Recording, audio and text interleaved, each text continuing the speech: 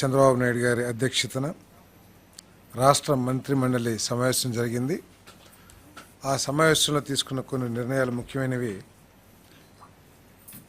Andhra Pradesh public security act 1992 section 3 ప్రకారం communist party of India, Maoist మరియు revolutionary democratic front వాటి అనుబంధ సంస్థలపై ప్రస్తుతం ఉన్న నిషేధాన్ని మరో ఏడాది పాటు పొడిగిస్తూ చేసిన ప్రతిపాదనని రాష్ట్ర మంత్రిమండలి ఆమోదించింది.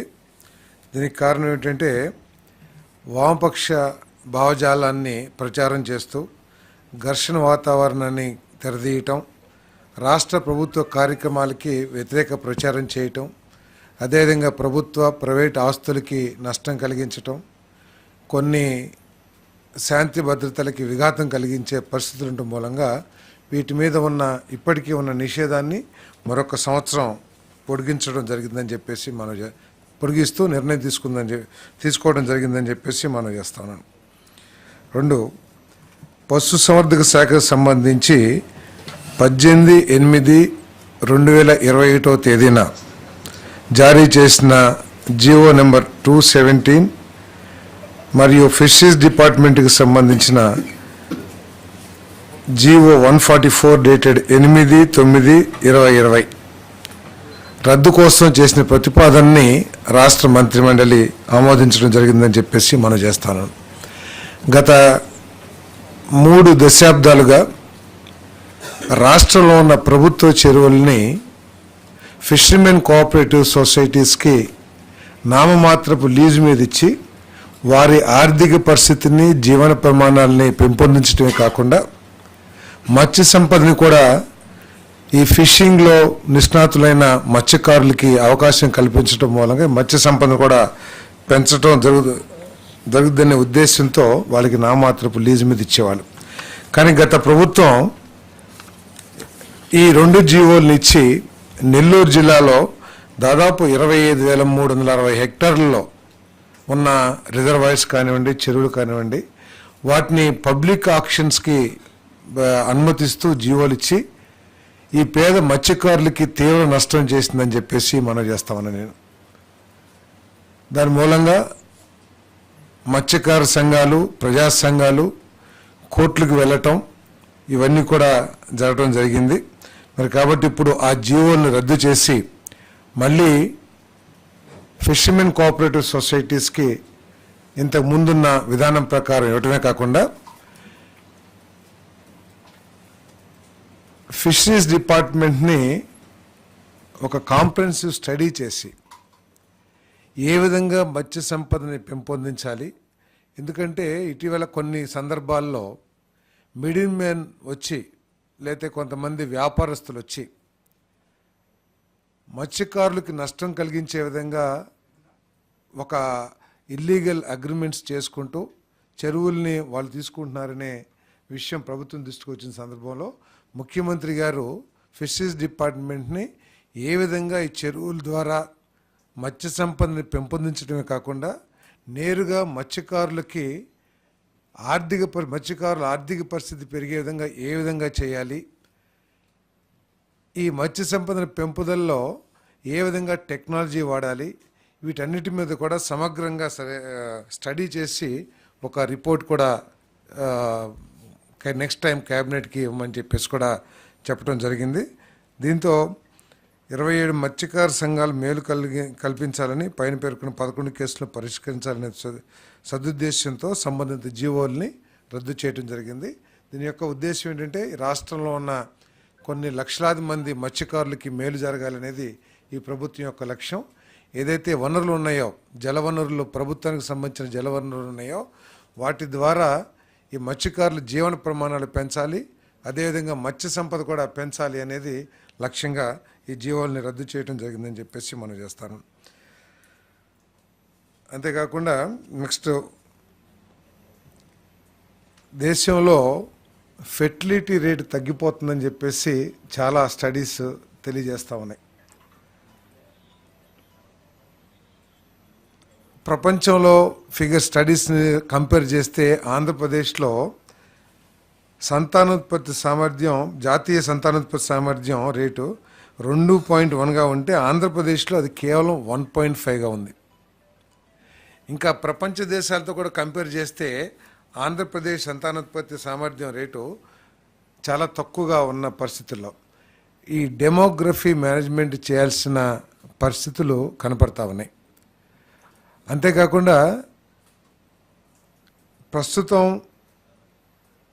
లెక్కల ప్రకారం మన రాష్ట్రంలో పురుషుల యావరేజ్ వయసు 32.5 ఉంటే 2047కి 40 ఏళ్ళు కానుందని చెప్పేసి కూడా కొన్ని స్టడీస్ చెప్తున్నాయి. అంటే రాబోయే సంవత్సరాల్లో యువకుల జనాభా తగ్గి పెద్ద వయసు వాళ్ళ జనాభా పెరిగిపోయే పరిస్థితులు కనపడతా ఉన్నాయి. ఇప్పుడు కొన్ని దేశాలైతే ఓల్డ్ ఏజ్ హోమ్స్గా కూడా మారిపోయే పరిస్థితులు కనపడతా ఉన్నాయి. కొన్ని పాశ్చాత్య దేశాల్లో ఇప్పుడు చూసుకున్నట్లయితే ఏజ్ 50-60 ఏజ్ ఉన్న వాళ్ళు ఎక్కువ జనాభా ఉంది. అదే ప్రస్తుతం మన దేశంలో చూసుకుంటే యంగ్ జనాభా ఎక్కువగా ఉంది. ఈ సమతుల్యం తగ్గుతుంది అనే పరిస్థితుల్లో, అంతేకాకుండా మన రాష్ట్రంలో ప్రత్యేకంగా ఈ సంతానోత్పత్తి రేటు తగ్గుతుందనే పరిస్థితులన్నింటినీ కూడా చర్చించడం జరిగింది. అంతేకాకుండా దీని మీద ఎక్కువగా డిస్కషన్ కూడా జరగాల్సిన అవసరం ఉందని చెప్పేసి కూడా మరి క్యాబినెట్లో చర్చించడం జరిగింది. దీన్ని దృష్టిలో పెట్టుకొని ఇంతకుముందు మున్సిపల్ పురపాలక పరిపాలన మరియు పట్టణాభివృద్ధి శాఖలో ఉన్న 2 పిల్లలకి మించి ఉన్నవారు మున్సిపల్ కార్పొరేషన్ మరియు మున్సిపాలిటీ ఎన్నికల్లో పోటీ చేయటం మరియు సభ్యులుగా కొనసాగడాన్ని నిషేధిస్తూ ఆంధ్రప్రదేశ్ మున్సిపల్ కార్పొరేషన్ చట్టం 1955 మరియు ఆంధ్రప్రదేశ్ మున్సిపాలిటీ చట్టం 1965లో చేసిన చట్ట సవరణల రద్దు కోసం ఏదైతే ప్రతిపాదనలు చేశారో దాన్ని రాష్ట్ర మంత్రిమండలి ఆమోదించిందని చెప్పేసి మనం చేస్తా ఉన్నాను. అదేవిధంగా పంచాయతీరాజ్ మరియు గ్రామీణాభివృద్ధి శాఖలో కూడా ఇటువంటి చట్టమే ఉంది. 2 పిల్లలకు మించి ఉన్నవారు పంచాయతీ ఎన్నికల్లో పోటీ చేయటం మరియు సభ్యులను అనర్హులుగా ప్రకటిస్తూ ఆంధ్రప్రదేశ్ పంచాయతీరాజ్ చట్టం 1994లోని సెక్షన్ 19కు చేసిన సవరణను రద్దు చేసేందుకు చేసిన ప్రతిపాదనని మంత్రిమండలి ఆమోదించడం జరిగింది. ఎందుకంటే 1980, 1990 ఆ డికేట్స్లో జనాభా పెరిగిపోతుందనే ఉద్దేశంతో కానివ్వండి, లేకపోతే వనరుల డిస్ట్రిబ్యూషన్లో ఉన్న సమస్యలు కానివ్వండి, వీటన్నిటిని దృష్టిలో పెట్టుకుని ఆ రోజు 2 కంటే ఎక్కువ మంది ఉంటే జిల్లా పరిషత్లో లోకల్ బాడీస్లో పోటీ చేసేదానికి అనర్హత వచ్చే విధంగా చట్టాన్ని సవరించడం జరిగింది. మరి ఈరోజు 30 ఏళ్ల పాటు అమలుపరిచిన ప్రభుత్వం సంతానోత్పత్తి రేటు, పనిచేయగల సామర్థ్యం ఉన్న జనాభా గణనీయంగా తగ్గుతున్న నేపథ్యంలో పిల్లల సంఖ్యపై నిషేధం అనవసరమని భావిస్తూ పంచాయతీరాజ్ గ్రామీణాభివృద్ధి శాఖ ప్రతిపాదన చేసిన ఈ సవరణకు మంత్రిమండలి ఆమోదం తెలియజేసింది.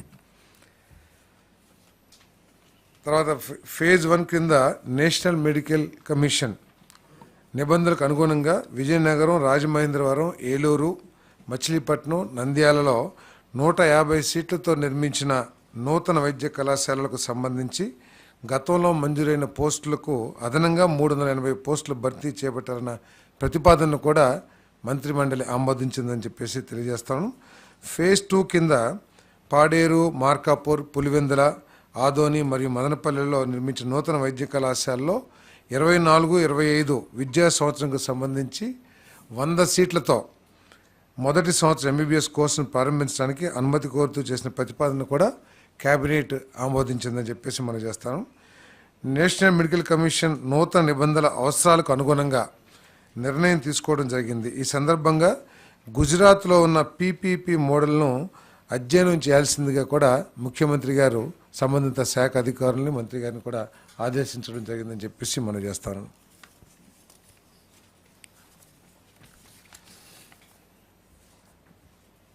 జియో నెంబర్ 40 రద్దు కోసం జలవనరుల శాఖ చేసిన ప్రతిపాదన మంత్రిమండలి ఆమోదం తెలిపింది. 11/5/23 నాడు జారీ చేసిన జియో నెంబర్ 40 ప్రకారం నంద్యాల జిల్లా సున్నిపెంట గ్రామ పంచాయతీకి కేటాయించిన 280.74 ఎకరాల భూమిని రద్దు చేస్తూ ఆ భూమిని తిరిగి నీటిపారుదల శాఖకు బదలాయించే ప్రతిపాదనను రాష్ట్ర మంత్రిమండలి ఆమోదం చేసింది.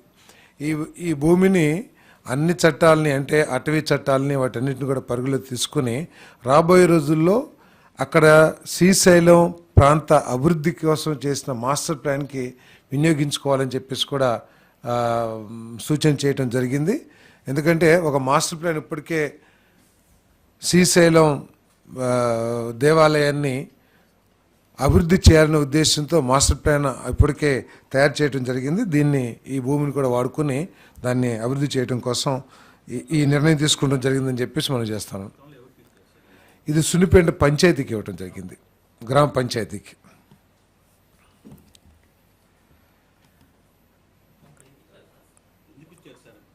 ఏమండి పంచాయతీకి వాడుకోవడానికి ఇచ్చారు, కొంత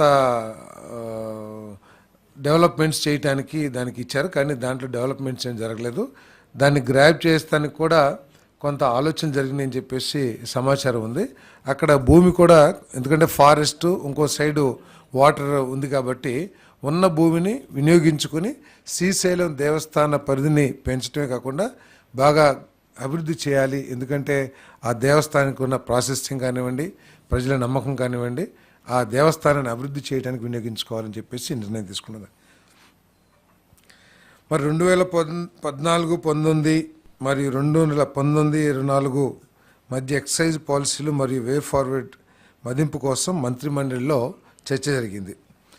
2014-19తో పోలిస్తే ప్రస్తుత పాలసీ ఫ్రేమ్వర్క్ లోపభూయిష్టంగా పారదర్శకంగా లేకుండా ఉండటం, అంతేకాకుండా పర్యవేక్షణలో కూడా అనేక విఫలమైన పునర్నిర్మాణం, నేరాలు మరియు ఆదాయ నష్టాలు పెరుగుదలకు దారితీశాయి. రానున్న నెల రోజుల్లో ఎక్సైజ్ శాఖను మెరుగైన పర్యవేక్షణ మరియు నియంత్రణకై ఏకీకృత పరిపాలన విధానం కిందకు తెచ్చేందుకు ఎక్సైజ్ శాఖను పునర్నిర్మించేందుకు ప్రతిపాదించడం జరిగింది. మద్యం రిటైల్ అమ్మకాలు, ప్రొక్యూర్మెంట్, క్వాలిటీ కంట్రోల్, ధరల నిర్ధారణకు విధానాలకు సంబంధించి ఇతర రాష్ట్రాలు, ముఖ్యంగా వేరే రాష్ట్రాల్లో ఎక్కడైతే మెరుగైన పాలసీలు ఉన్నాయో వాటి మీద స్టడీ చేయమని చెప్పేసి కూడా మరి మన ఆదేశించడం జరిగింది. దానికి సంబంధించి అధికారులందరూ కూడా వివిధ రాష్ట్రాల్లో పర్యటించి ఏ రాష్ట్రంలో అయితే మెరుగైన పాలసీ ఉందో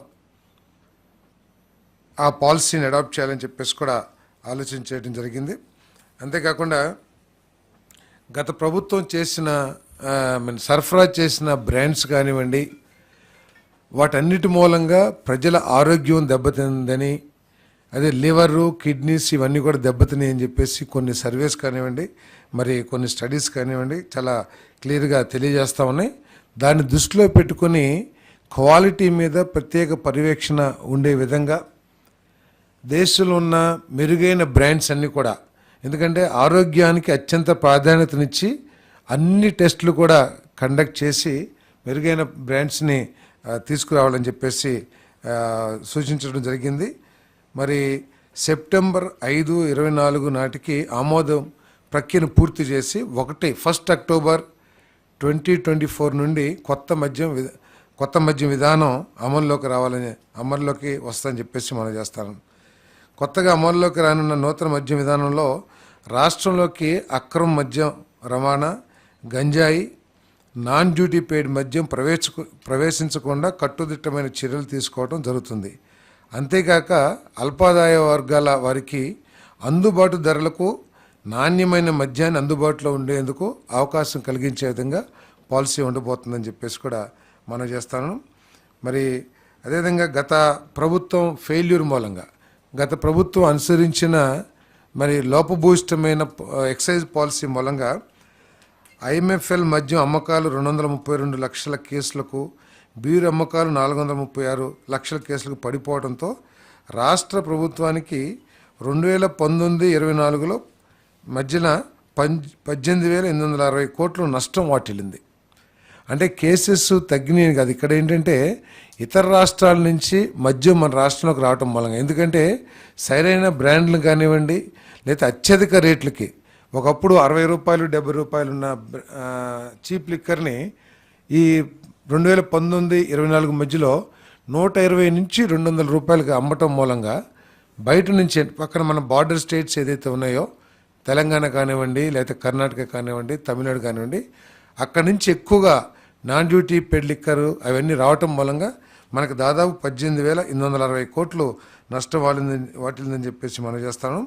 మరి అదేవిధంగా గత ప్రభుత్వం మద్యం అమ్మకాల సప్లై చైన్ ఉత్పత్తి నుంచి రిటైల్ అమ్మకాల వరకు కూడా గుత్తాధిపత్యం, అంటే వాళ్ళకి కావాల్సిన కొన్ని కంపెనీలని, అంటే దేశవ్యాప్తంగా లేకపోతే గతంలో అమల్లో ఉన్న బ్రాండ్స్ అన్నిటినీ కూడా వాటికి ఏదో ఒక విధంగా నష్టం కలిగించి మార్కెట్ నుంచి, మన రాష్ట్ర ప్రభుత్వం మార్కెట్ నుంచి బయటికి పంపించేసి వాళ్ళకు కావాల్సిన కొన్ని బ్రాండ్లు మాత్రమే మార్కెట్ చేసి స్వార్థంతో ప్రజలకి నష్టం చేయటమే కాకుండా రాష్ట్ర ప్రభుత్వానికి కూడా నష్టం చేశారని చెప్పేసి మనం చేస్తాను. నాణ్యత లేని మద్యం అమ్మకాలతో లక్షలాది మంది ప్రజల ఆరోగ్యం ప్రతికూల ప్రభావం చూపించింది. వీటన్నిటిని కరెక్ట్ చేస్తూ పేదవాడి లక్ష్యంగా చేసుకుని, అంటే వారి ఆరోగ్యం దెబ్బతినుకోకుండా పేదవాడి ఆర్థిక పరిస్థితిని దృష్టిలో పెట్టుకుని ఒక మంచి పాలసీ తీసుకురావాలని చెప్పేసి ప్రభుత్వం ఆలోచన చేస్తుంది. 1వ తారీఖు 1 అక్టోబర్ 2024 నుంచి కొత్త పాలసీ అమల్లోకి రాబోతుందని చెప్పేసి మనం చేస్తాం.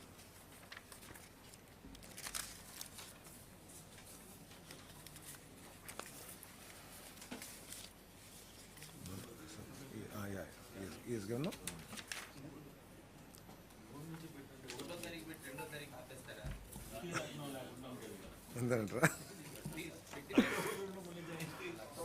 అంటే పాలసీ అనౌన్స్ చేసినా కూడా అమలు 5వ తారీఖు నుంచి అట్లా చూసి చేస్తాం. ముందు అమలు అనౌన్స్ చేస్తాం. దేనికి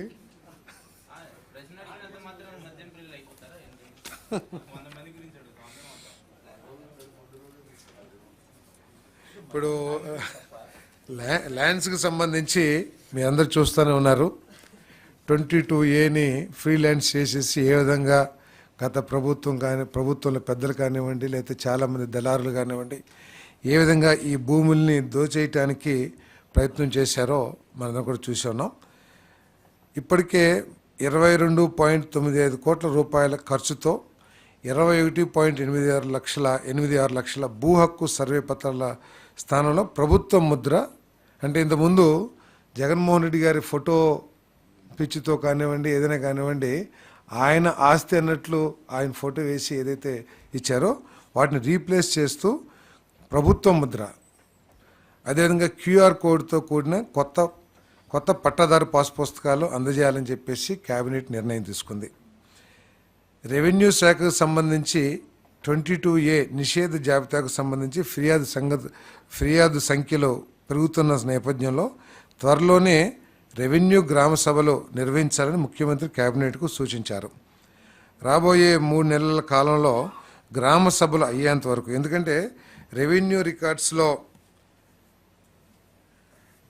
చాలా మ్యానిపులేషన్ జరిగినాయి అని చెప్పేసి పేదవాళ్ళ భూ హక్కుల్ని కాపాడటం కోసం వచ్చిన కంప్లైంట్స్ని దృష్టిలో పెట్టుకుని రిజిస్ట్రేషన్స్ అన్నీ కూడా వెరిఫై చేయాలని చెప్పేసి చాలామంది ఏం చేశారంటే అధికారుల్ని కూడా తీసుకునో లేకపోతే రకరకాల అన్నీ చేసి రెవెన్యూ రికార్డ్స్ని మ్యానిపులేట్ చేశారు. వీటన్నిటిని వెరిఫికేషన్ చేసే వరకు కూడా 3 నెలలు రిజిస్ట్రేషన్స్ ఆపేయాలని చెప్పేసి కూడా నిర్ణయం తీసుకుంటం జరిగిందని చెప్పేసి మనం చేస్తాం. నేను మరి అంతేకాకుండా ఈ మ్యానిపులేషన్స్ని, ల్యాండ్ గ్రాబింగ్స్ని, వీటన్నిటిని కూడా బయటపెట్టాలని మన రెవెన్యూకు సంబంధించిన ఉన్నతాధికారుల్ని జిల్లాలు పర్యటించి వీటికి పాల్పడిన వ్యక్తులు ఎంతటి స్థాయి వాళ్ళైనా సరే కఠినంగా శిక్షించాలని చెప్పేసి కూడా ముఖ్యమంత్రి గారు సూచన చేయడం జరిగింది. మరి మన రెవెన్యూ అధికారులందరూ కూడా జిల్లాలు పర్యటించి వీటన్నిటిని కూడా వెలికి తీస్తానికి తయారు చేస్తారని చెప్పేసి కూడా మనం చేస్తాను. అదేవిధంగా ఏదైతే రాళ్ళు కొన్ని 100 కోట్ల రూపాయలు ఖర్చు పెట్టి ప్రభుత్వ సొమ్ముని దుర్వినియోగం చేసి దాని మీద కూడా ఆయన ఫోటోలు వేసుకునే విధంగా ఏదైతే చేశారో దాన్ని పూర్తిగా ఆపాలని చెప్పేసి కూడా నిర్ణయం తీసుకోవడం జరిగిందని చెప్పేసి కూడా మనం చేస్తామండి. ఒక 3 నెలలు 22Aకు సంబంధించి ఏదైతే ఉన్నాయో చాలా కంప్లైంట్స్ వస్తూ ఉన్నాయి. చాలామంది బెదిరించి తీసుకున్నారని, లేకపోతే రికార్డ్స్ని మ్యానిపులేట్ చేయటం కానివ్వండి. సో ఇప్పుడు దాకా 22Aలో ఉన్నాయి కాబట్టి చాలామంది దానికి సంబంధించిన పూర్తి సమాచారం పేదవాడి దగ్గర లేకపోవటం మూలంగా దాన్ని ఎక్స్ప్లాయిట్ చేసి ఏదైతే కంప్లైంట్స్ వచ్చినాయో ఆ కంప్లైంట్స్ని పూర్తిగా పరిశీలించి ఒక 3 monthsలో ఈ కరెక్షన్స్ అన్నీ చేసి అప్పుడు దాకా రిజిస్ట్రేషన్స్ ఆపమని చెప్పేసి నేను తీసుకున్నాను. మొత్తం 22A ఏం జరిగింది, 22Aకి సంబంధించి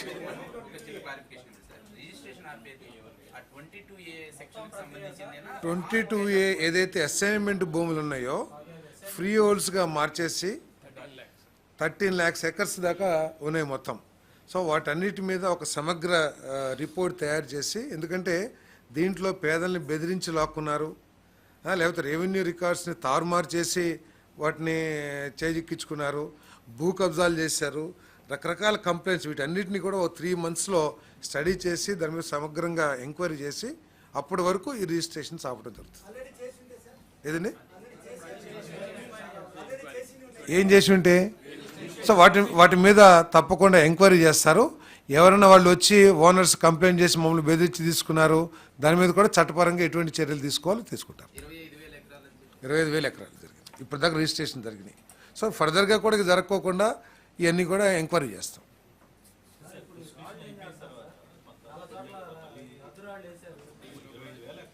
అవును, 25,000 ఎకరాలు కరెక్టే. కొంతమందిని బెదిరించి తీసుకున్నారని కూడా కంప్లైంట్స్ వస్తున్నాయి. అది ఎంతవరకు కరెక్టో ఏంటో కూడా ఒకసారి ప్రభుత్వ బాధ్యత కదా. ఎందుకంటే వీళ్ళంతా కూడా అసైన్మెంట్ పొందిన వాళ్ళు, పేదవాడు కాబట్టి, భూమిని నిరుపేద కాబట్టి ప్రభుత్వం వాడి జీవన ప్రమాణాలు పెంచడం కోసం లేకపోతే ఉపాధి కోసం భూమి ఇచ్చింది. అటువంటి భూమిని బలవంతుడు లాక్కున్న పరిస్థితుల్లో ఒకవేళ కంప్లైంట్ వస్తే దాని మీద తప్పకుండా ఎంక్వైరీ చేయాల్సిన అవసరం ఉంది.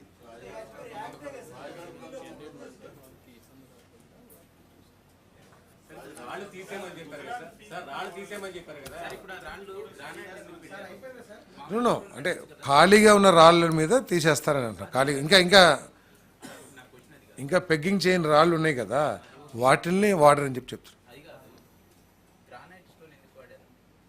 ఆ ప్రభుత్వం నిర్ణయించుకోవాలి. గ్రానైట్ అది కూడా గెలాక్సీ స్టోన్ అని కూడా స్పెసిఫికేషన్ ఇచ్చారని చెప్పి చెప్తారు.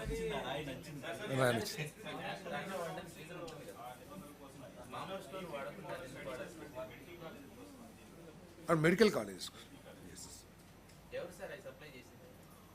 చాలామంది కాంట్రాక్టర్లు ఆ రోజు టెండర్లో పార్టిసిపేట్ చేసి ఇది ఉంటాయి కావాలంటే లిస్ట్ కావాలంటే ఇస్తాం. ఎవరెవరు సప్లై చేశారో మీరు అడిగారు కాబట్టి తప్పకుండా తర్వాత ఇస్తాం. అంటే గవర్నమెంట్లో లేము, ఎమ్మెల్యేగా ఉన్నాం.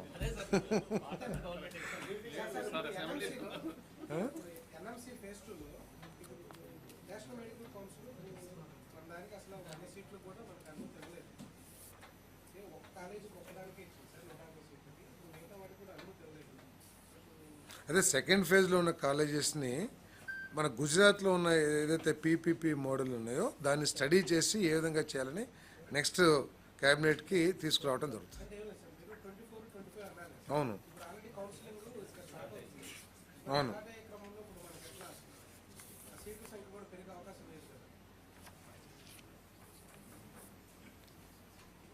24-25కి 100 seatsతో స్టార్ట్ చేస్తాం.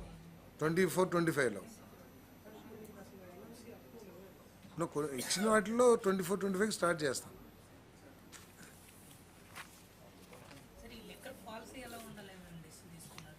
లిక్కర్ పాలసీ అందరికీ దేశంలో ఎక్కడైతే బెస్ట్ పాలసీ అమలు అవుతా ఉందో ఆ పాలసీని అడాప్ట్ చేస్తాం.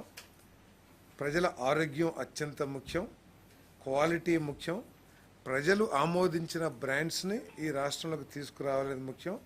స్వార్థం కానీ లేకపోతే గుత్తాధిపత్యం కానీ ఉండకోకుండా అన్ని బ్రాండ్స్కి దేశంలో లేకపోతే మన రాష్ట్రంలోనే గతంలో ఏదైతే అందుబాటులో ఉన్న బ్రాండ్స్ ఉన్నాయో ఆ బ్రాండ్స్ అన్నిటినీ తీసుకురావటం, పేదవాడి ఆర్థిక పరిస్థితిని కూడా పరిగణలో తీసుకుని మరి రేటు ధరలు నిర్ణయించడం, ఇవన్నీ కూడా చేస్తాం. అంటే పాలసీ ఇంకా ఫైనలైజ్ కాలేదు కదా, దాంట్లో తెలుస్తుంది ఎవరు రన్ చేసేది ఏంటనేది. ఏమండి ఇంకా కొన్ని పరిస్థితులు ఉన్నాయని చెప్పేసి కొన్ని ప్రాంతాల్లో ప్రత్యేకంగా కొన్ని జిల్లాల్లో, రాష్ట్రం అంతా ఒకప్పుడైతే రాష్ట్రంలో అన్ని జిల్లాల్లో కూడా ఉన్నట్లు మనందరం కూడా మనకి ఎక్స్పీరియన్సెస్ ఉన్నాయి. కానీ ఇప్పటికి కూడా కొన్ని జిల్లాల్లో ఉన్నాయి కాబట్టి ఇంకొక 1 year ఎక్స్టెండ్ చేస్తాం.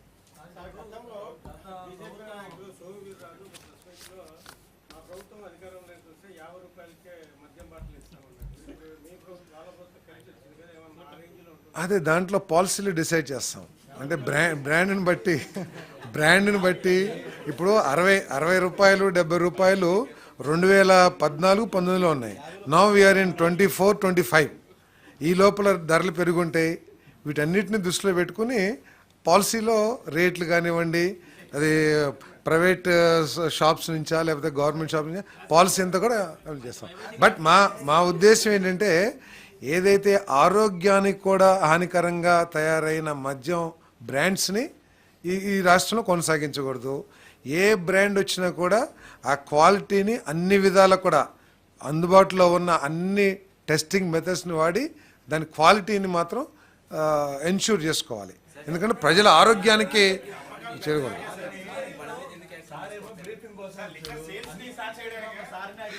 పర్వాలేదు చెప్తాం. అదే ఏమండి,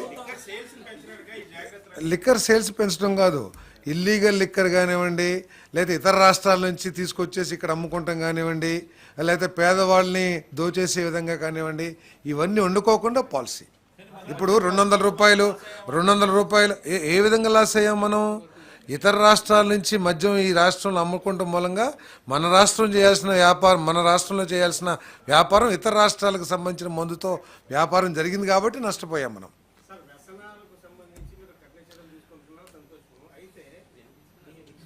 డీ అడిక్షన్ సెంటర్స్ కూడా పెంచుతాం. పాలసీలో భాగంగా డీ అడిక్షన్ సెంటర్స్ కూడా పెంచాలని చెప్పేసి కూడా చర్చకొచ్చింది.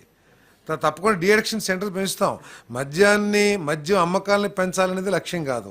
ఈ ప్రభుత్వం యొక్క లక్ష్యం క్వాలిటీ మందు, అదేవిధంగా పేదవాడి ఆర్థిక పరిస్థితిని దృష్టిలో పెట్టుకొని ఐడి లిక్కర్, గంజాయి, ఈ డ్రగ్స్, ఎందుకంటే ఎప్పుడైతే కాస్ట్లీ అయిపోయిందో మందు, పేదవాడు తక్కువ ధరకు అందుతున్న గంజాయికి కానివ్వండి లేదా ఇంకా ఇతర మార్గాలకి అలవాటు పడుతున్నారు. కాబట్టి వాటన్నిటిని నిరోధించే దిశలో కూడా ఈ పాలసీ ఉండబోతాం.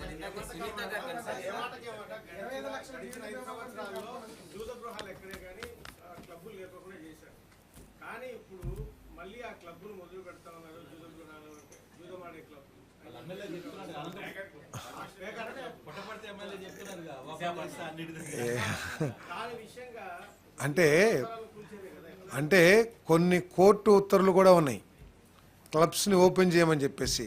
కొన్ని చట్టపరంగా ఆడుకునే అట్లు కూడా ఉన్నాయి. సో కోర్టు ఉత్తర్వుల ప్రకారం ఎక్కడ ఓపెన్ చేయాల్సి వస్తే ఓపెన్ చేస్తారేమో, అంతేగాని జూద గృహాలను అయితే ఓపెన్ చేయం. కొన్ని పేకాట క్లబ్లని పేరు పెట్టేశారు మీరు. పేకాటలో కూడా రకరకాల ఆటలు ఉన్నాయి. కొన్ని ఆటలు చట్టపరంగానో లేకపోతే న్యాయపరంగానో కూడా ఆడవచ్చని కూడా కోర్టు ఉత్తర్వులు ఇస్తున్నాయి. దానికి కావాల్సిన ఏర్పాట్లు చేసి పోలీస్ మానిటరింగ్ చేసి నడుపుకోమని చెప్పేసి కూడా కోర్టు ఉత్తర్వులు ఇస్తున్నాయి. అటువంటి ఉత్తర్వులు ఉన్న చోట ఓపెన్ చేయాల్సి వస్తుందేమో తెలియదు. అదైతే నా దృష్టిలోకి రాలా.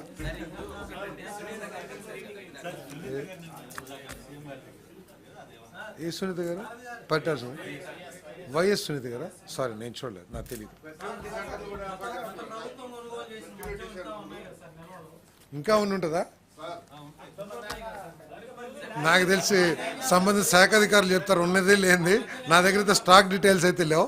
కొంచెం ఏదైతే మంత్రిమండలిలో డిస్కస్ చేసామో మంత్రిమండలిలో జరిగిన డిస్కషన్ యొక్క స్ఫూర్తిని, వాటి డెలిబరేషన్స్ మాత్రం నేను చెప్పగలను.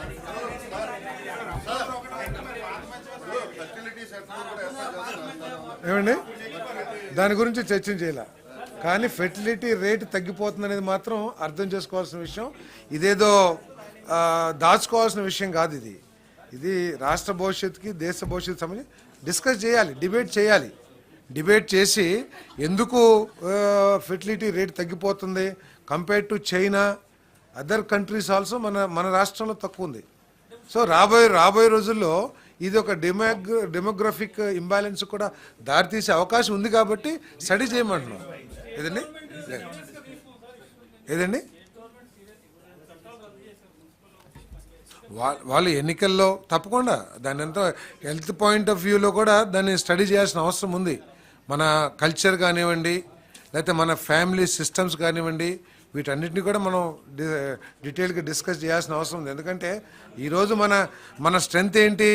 వీ హ్యావ్ యంగెస్ట్ పాపులేషన్ ఎక్కువగా ఉన్న దేశాల్లో మన దేశం నెంబర్ 1 స్థానంలో ఉంటుంది. ఇప్పుడు చాలా దేశాలు ఓల్డ్ ఏజ్ హోమ్స్గా మారిపోయినాయి. జపాన్ కానివ్వండి, చాలా దేశాల్లో ఎక్కువ majority of the population 50-60 years వాళ్ళు ఉన్నారు.